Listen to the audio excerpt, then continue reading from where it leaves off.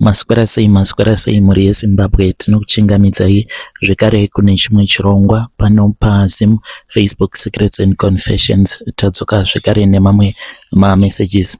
Regedzai tibva tapinda mumamessages edu atadzoka takakubatirai. Message yedu yekutanga yakamira sekudai so: hanzi makadi zvenyu mukoma, ndinokumbirawo kuti munge muchindiposterawo nyaya yangu makavika chitupa changu kikikikiki. Pane rimwe zuva apo pandakati ndiri paYouTube ndo pandakabva ndachizosangana nevamwe sekuru vatova nemukurumbira zvekutodaro ndakaseka zvangu nekuti ndakatombodanana navo avo vacho vamunoti sekuru, vanhu vazhinji vachitobhiga, but ndakadanana navo.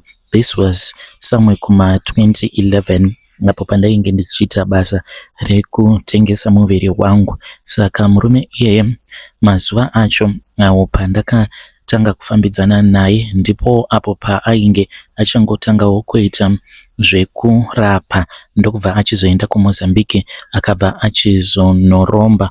Munozviziva here kuti anoshandisa chibereko chemukadzi. Mukadzi uyu paainge achiri mupenyu rainge ritoriwo benzi zvaro, ainge achipenga mukadzi iyeye aiwanzo kutambira kumbare uko padhuze nepamupedza nhamo riri benzi, ndiye wavakazoshandisa iyeye.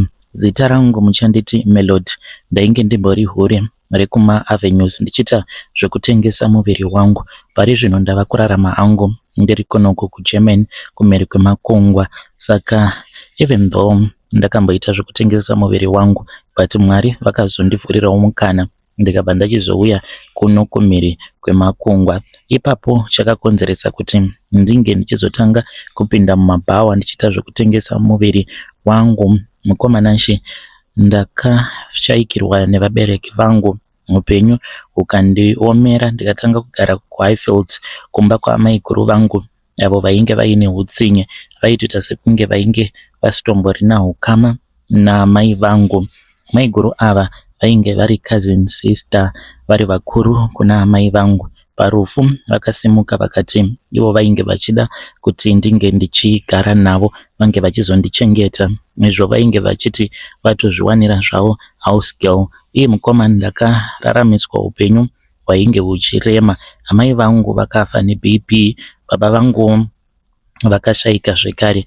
Ndakapedzisira ndava kungorara nemurume wose wose kuti ndinge ndichiwanawo zvokudya, because pamba paamai guru ipo painge pasingadyiwi, ndo wainge utori mutemo wavo. Maingomuka makuseni motongobikirwa porridge, umwe noumwe otoenda onongwavha ngwavha.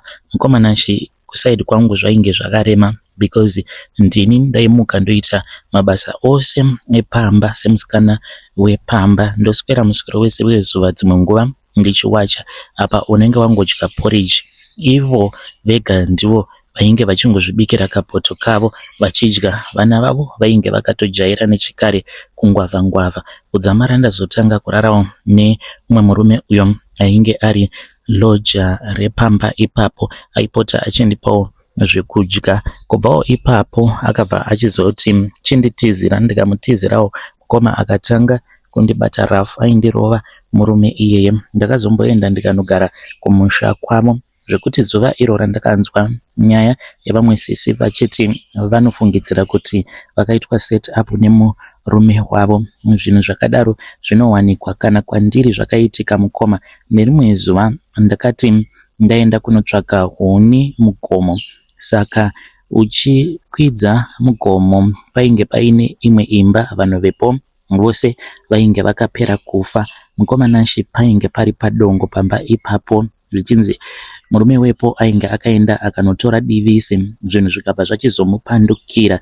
Saka akapedza mhuri yake yose. Iye ndiye akazopedzisira kufa, ainge ava kupenga by that time. Zvose izvi ndakazviudzwa nemurume wangu. So zuva iroro takamukatikanitsana semazuva ose, ndikabva ndachizoenda mugomo ndichitsvaka huni. Pakuzodzoka manje mukomanashi ndo pandakangosangana nevamwe varume vatatu, izvo vainge vatotengwa naye murume uyo wacho wandainge ndichigara naye. So mukoma vakanditora varume vaya vainge vachida kundikandira mumugodhi. Munhu akazondibatsira muvillage imomo maiva neumwe mupurisa uyo ainge achindichiva, ainge atova nenguva achingondinyenga. Saka musi iwoyo wacho ndiye akatozova mwari wangu.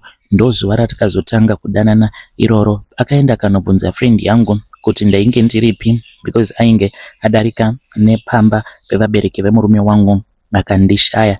Ndopaakabva achizonditevera kugomo achiti atowana mukana wekuti ange achindinyengerera kuti ndinge ndichizomuda. Saka ndopaakabva achizondiona, akaona zvekare kuti kwainge kuine vamwe varume vatatu vainge vachinditevera.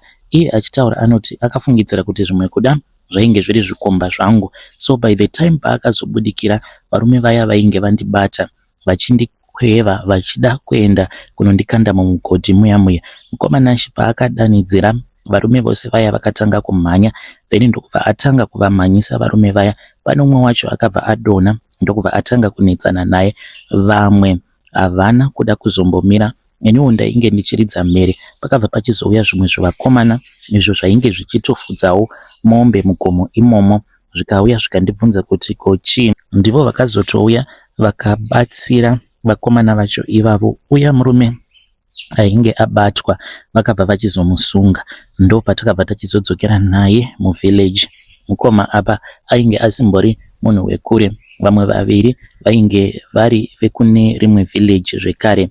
Ndokubva vachizotaura nyaya yavo kuti vainge vatumwa nemurume wangu kuti vange vachizondikandira mumugodhi nekuda kwekuti tainge tanyanyisa kunetsana, ende ndainge ndichimuudza kuti chindipa mari ndinge ndichidzokera kuHarare. Saka nekuda kwekuti aiona kuti ndainge ndakanaka, aitya kuti ndaikwanisa kuzowana umwe murume anokwanisa kuzondiroora. Saka zvinhu zvekuti zvakangondirwadza mukoma, asi sezvisinei ndo zvakaitika. Back to my story. Ndakabva ndachizodzoka kuHarare. Murume uyo mupurisa kuti tirambe tichingofambidzana zvainetsa nekuda kwekuti mukadzi wacho ainetsa achingogara achingomuteverera nguva dzose. Ndo pandakabva ndachizotsvakirwa imba kumaAvenues. Akanditsvakira kumaAvenues nekuti ndiko kwainge kwakachipa, uye zvekare kwainge kuri easy kuti kana ari kubasa anongonzvenga pabasa obva auya obva andiona. Haanawo kuziva kuti munzvimbo iyo yaainge anditsvakira pekugara yainge iri nzvimbo yainge ichazotondipandutsa. Saka dzimwe nguva zvinhu zvairema zvekuti aitora nguva kuti ange achizondipa mari yerent. Ndo pandakatanga kuwirirana nevamwe vasikana avo vainge vachishandawo kumaAvenues vachiita zvekutengesa miviri yavo. Ndainge ndava kutengesa muviri wangu pasellers, ndo basa randainge ndava kuita.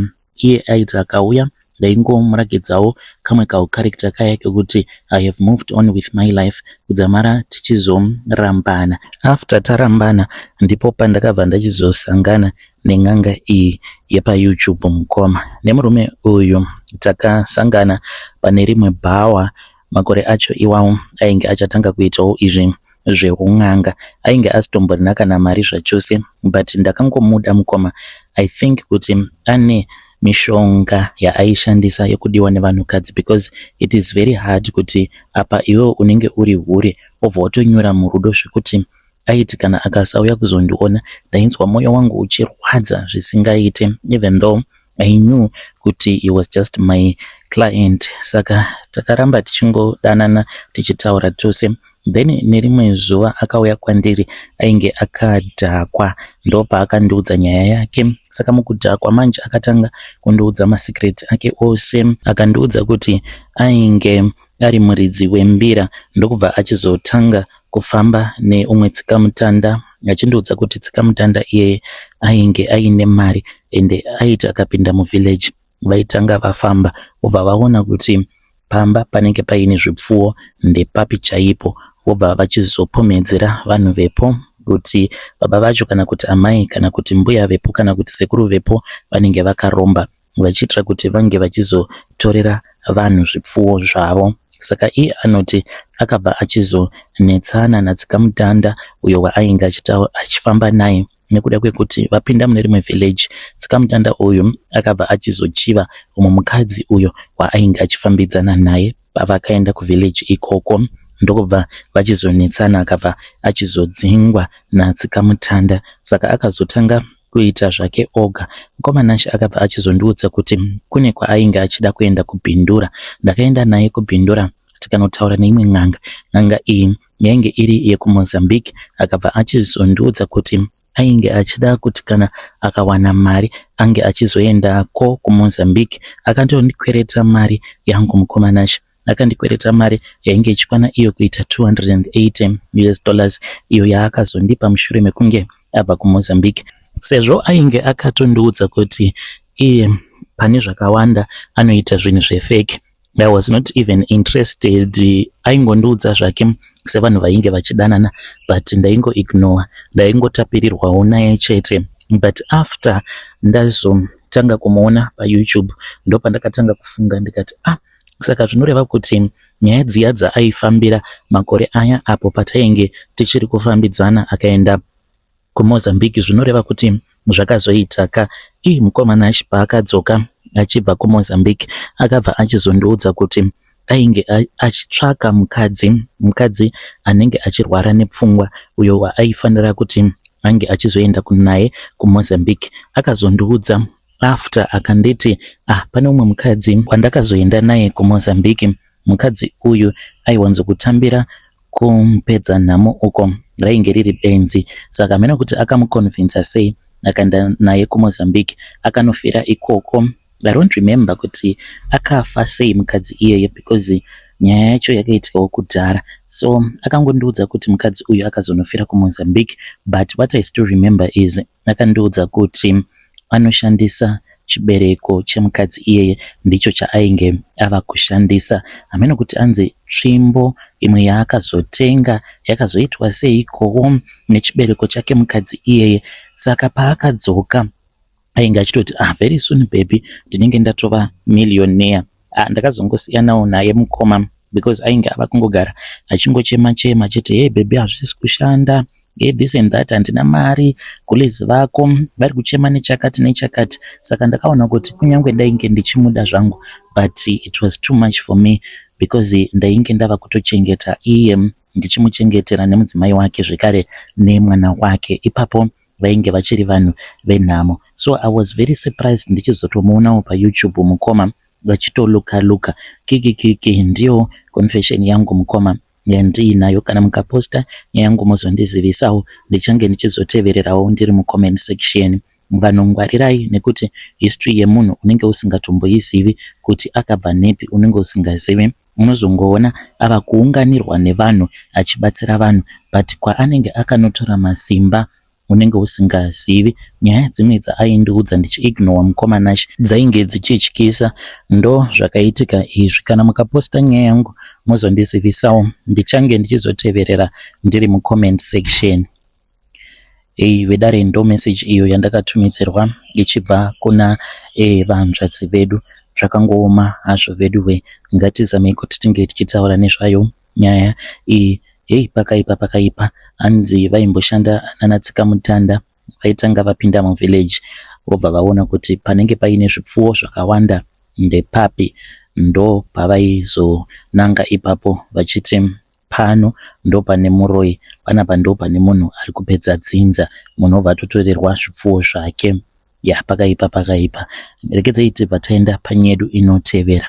Ngedu inotevera yakamira sekudai so. Hanzi makadai zvenyu mukoma, ndinokumbirawo kuti munge muchindiposterawo nyaya yangu makavikawo chitupa changu. Ininiwo ndiri murume uye zvekare ndinoda kukuudzaiwo kuzotorera kwandakaita umwe muchinda akauya nemudzimai wake pasowe rangu. Zvakaitika mukoma, ndakati ndabva kumusha ndokubva ndachizotanga kushanda ndichigara mune rimwe location, but kwainge kwakaita kumaruzeva.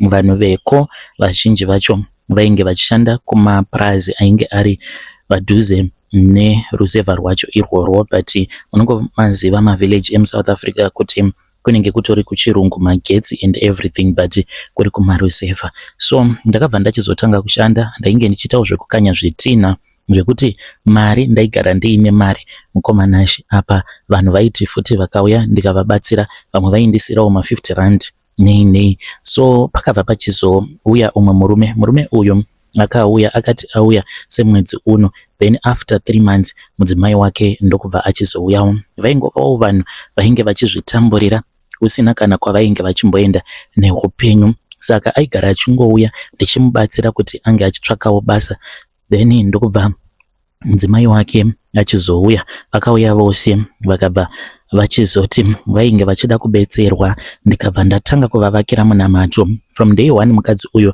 ndakamuchiva, ainge ari mutsvuku, aine bhodhi yakanaka. Chandakachiva paari ainge aine tumakomba pamatama aya avanoti madimples, uye zvekare ainge aine saka iro randakati ndakamutarisa, saka iroro raita kuti ndinzwe mafeelings, ende ainge aine imwe smile aingoti ndichivabatsira paya achinyumwerera achiti shuva here munhu waMwari. Ndakanzwa mwoyo wangu uchinzwa manyukunyuku mukati mangu, ropa rikatanga kumhanya-mhanya. Ndikati uyu ndomutora here mukadzi uyu. Ndakavavakira munamato wekuti vainge vachizotanga kunetsana. Hondo yakazouya pakuti ndakamusungira chiraramo, sezvo kumapurazi uko vaishanda pamaseasons zvekuti vaimboshanda 1 month, dzimwe nguva vobva vambogara kana kuti 3 weeks.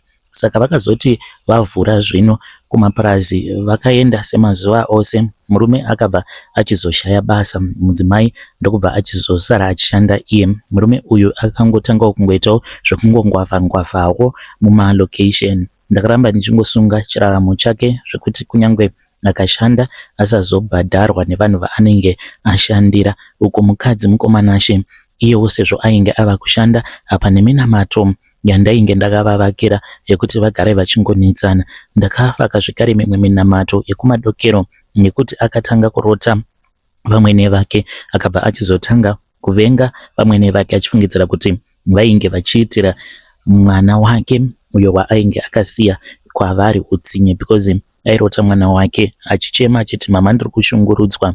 Aiti akauya kwandiri nerweseri, ndobva ndamuudza kuti madzimai, ko munoda dudziro dzei, nekuti idzo hope dzenyu dziri kuuya kwamuri dzakatodudzirwa nechekare. Ndakamuvakira munamato, ndikati munamato uyu ndinoda kuti munge muchizouisa pasi pepilo moutsamira kwemazuva 3. Uyu ndinoda kuti munge muchizouisa mupilo yemurume wenyu, asi musamuudza, muzoubvisa after 6 days. Saka munamato uyo ndakamupa ndichiti uyu ndewekuti unge uchizoisa mupilo inotsamirwa nemurume wako.